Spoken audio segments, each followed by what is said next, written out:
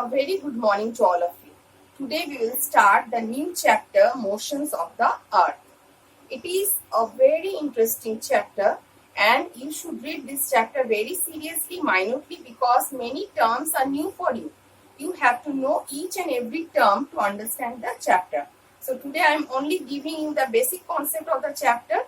Now, today we are reading Motions of the Earth. Our Earth is spherical in shape.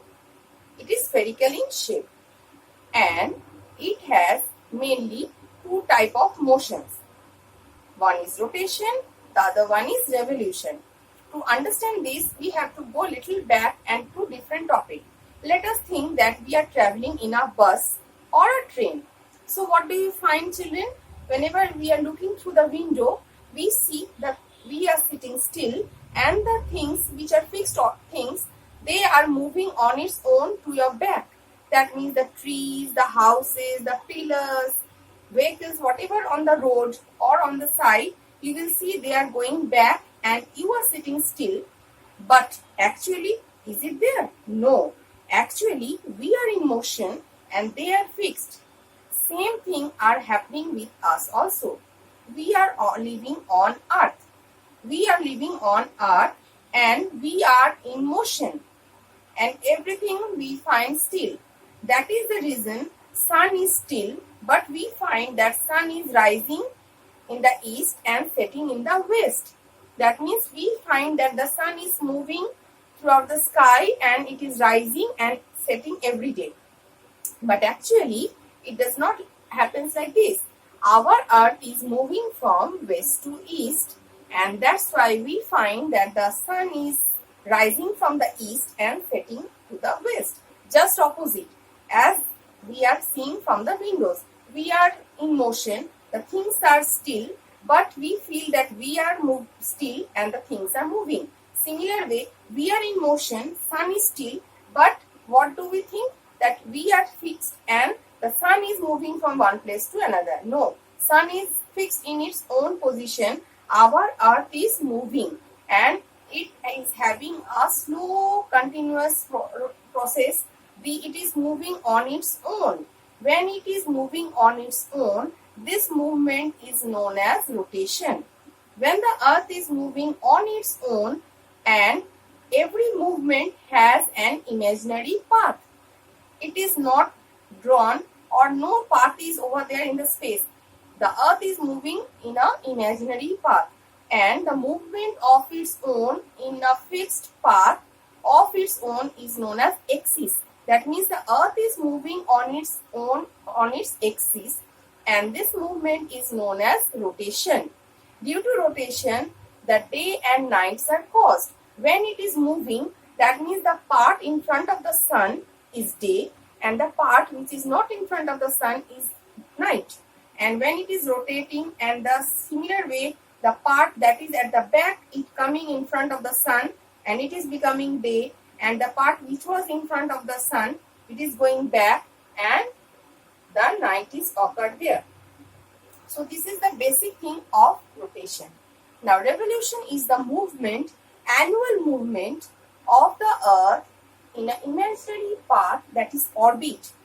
It is moving in its own orbit throughout the year and that movement is known as revolution. Revolution causes seasons. Due to revolution, seasons are caused. Now, what is revolution? When the earth is moving on its own, it is also changing its position and place also with it. That means if it is here, so gradually it is moving. Have you seen the top? Whenever we are playing a top, we are starting it and it goes on rotating. And rotating, it goes on moving from one place to another. Similar way, earth also starts rotating of its own and gradually it changes its position and then it goes around the sun and sun is in the middle and the path which the earth is revolving, that is its orbit, it is oval in shape, that is elliptical in shape, not round. It is elliptical in shape and our earth is also spherical in shape, not round like a football.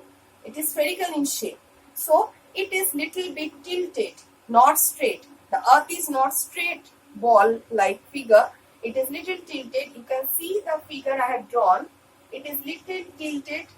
How much tilted on its axis?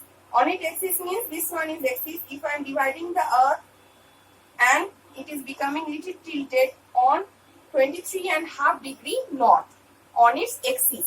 That means the path on which it is rotating on its own, it is making 23.5 degree north angle.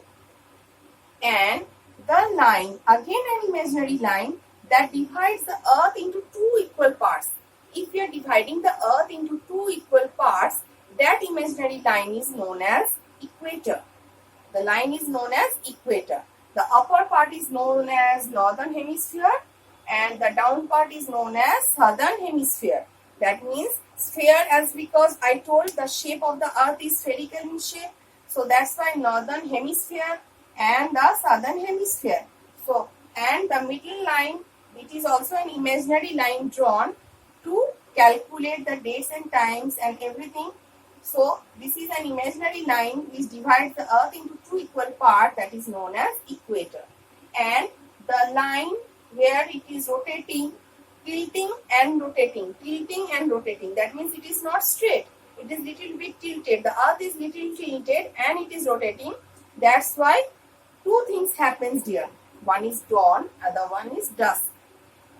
Now, so when it is tilted and it is rotating, it is causing day and night. Now, when the sky is clear and it is the time of sunrise, the sun has not rose and the sky is clear, light is there, that time is known as dawn. And the evening time when the sun sets and the sky is clear, there is no sun and it is not yet dark, that means the time is dusk. So these two terms also it is new for you. So how many things I have told you? One is rotation, the other one is revolution, one is axis, then equator, then dawn, then dusk, then axis, then orbit. So in our next class again I am going to discuss about rotation and revolution and their causes and effects. Okay, thank you children.